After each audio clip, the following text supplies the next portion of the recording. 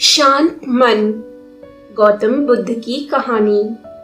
प्राचीन काल में भीषण गर्मियों का समय था। गांव के सभी लोग बड़े परेशान थे। ऐसी स्थिति में गौतम बुद्ध अपने शिष्यों के साथ गांव के भ्रमण पर निकले। गौतम बुद्ध अपनी यात्रा के दौरान देखते हैं कि नगर में सभी लोग बड़े परेशान हैं। किसी की फसल खराब हो गई है, कोई भूखा प्यासा मर रहा है और सब तरफ जानवर भी तड़प तड़प के मर रहे हैं। गौतम बुद्ध यह सब देखते हुए आगे बढ़ते हैं। तभी उनका एक शिष्य कहता है कि कैसा बुरा समय आ गया है। चारों तरफ भीषण गर्मी का प्रकोप है। हर तरफ हाहाकार फैली हुई है और सभी लोग मर रहे हैं। गौतम बुद्ध उस शिष्य के बातों पर कोई प्रतिक्रिया नहीं करते हैं और अपने मार्ग में आगे बढ़ते जाते हैं। कुछ दूर पहुंचने के बाद वह अपने एक शिष्य से कहते हैं कि मुझे बहुत तेज प्यास लगी है, क्या तुम मेरे लिए कहीं से जल ला सकते हो? सभी शिष्य एक दूसरे की तरफ देखने लग जाते हैं और कहते हैं, ऐसी भीषण गर्मी में अब हम जल कहां से लाएं? तभी उनमें से एक शिष्य कहता है कि हम लोग तो गांव से इतनी दूर आ गए हैं, यहाँ दूर दूर तक जल मिलना बहुत मुश्किल है। अब हम महात्मा बुद्ध के लिए जल कहां से लाएं? गौतम बुद्ध अपने सभी शिष्यों की बात बड़ी शांति से सुनते हैं और कोई जवाब नहीं देते हैं। तभी एक शिष्य कहता है, गुरुजी, आप यहाँ पेड़ की छांव में विश्राम कीजिए, मैं तब तक कहीं न कहीं से जल का इंतजाम करके लाता हूँ। गौतम बुद्ध का शिष्य जल की तलाश में निकल जाता है। वह जल की तलाश में बहुत दूर दूर तक जाता है, परंतु उसे कहीं भी जल नहीं मिलता है। अंत में वह निराश होकर एक पत्थर पर बैठ जाता है और सोचने लगता है कि इतनी भीषण गर्मी है, इस गर्मी में जल कहाँ होगा? यहाँ तो कोई नदी तालाब भी नहीं है जहाँ जल हो। कुछ देर सोच विचार करने के बाद वह फिर से जल की तलाश में निकल जाता है और आगे चलते चलते उसे एक छोटा सा नगर दिखाई देता है।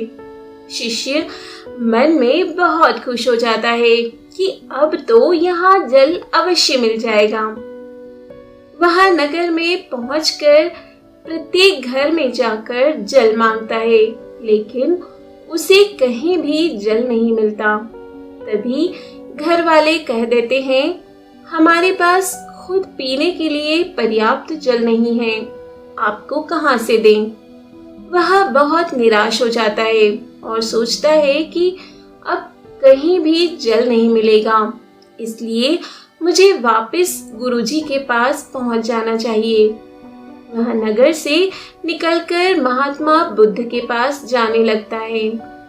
रास्ते में चलते चलते उसे दिखाई देता है कि जल के एक स्रोत के पास कुछ महिलाएं कपड़े धो रही है।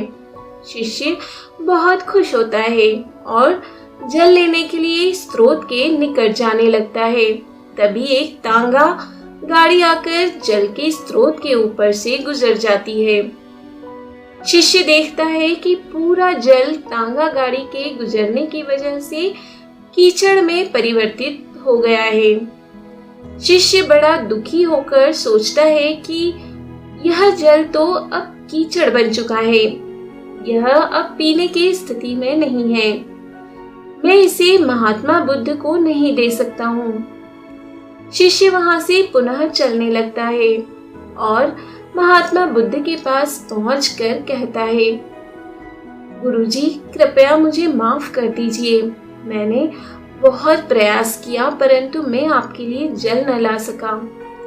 मुझे आसपास कहीं भी जल नहीं मिला और जहां मिला वहां से एक तांगा गाड़ी गुजर गई, जिसकी वजह से वह जल कीचड़ में परिवर्तित हो गया। इस कारण से मैं आपके लिए जल न ला सका।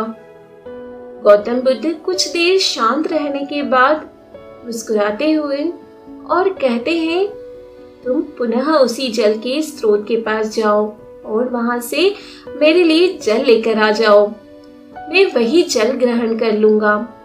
सभी शिष्य गौतम बुद्ध की तरफ आश्चर्यचकित होकर देखने लगते हैं और कहते हैं कि गुरुजी, वह गंदा जल है, आप उसे कैसे धारण कर सकते हैं?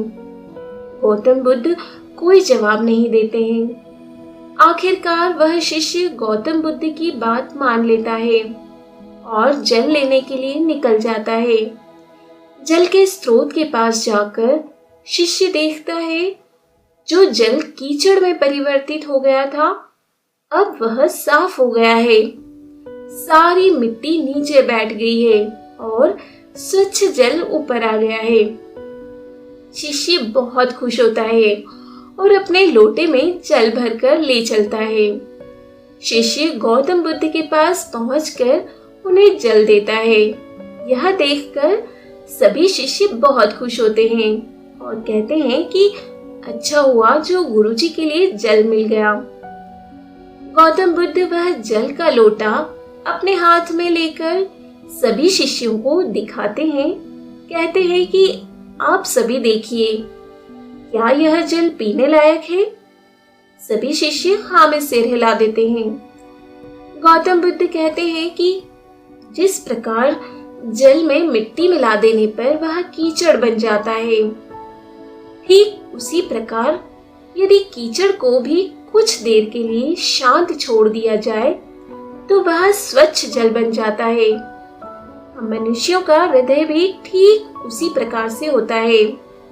जब उसमें कई नकारात्मक विचार, तर्क, वितर्क आने लगते हैं तो हमें अपने मन को शांत छोड़ देना चाहिए।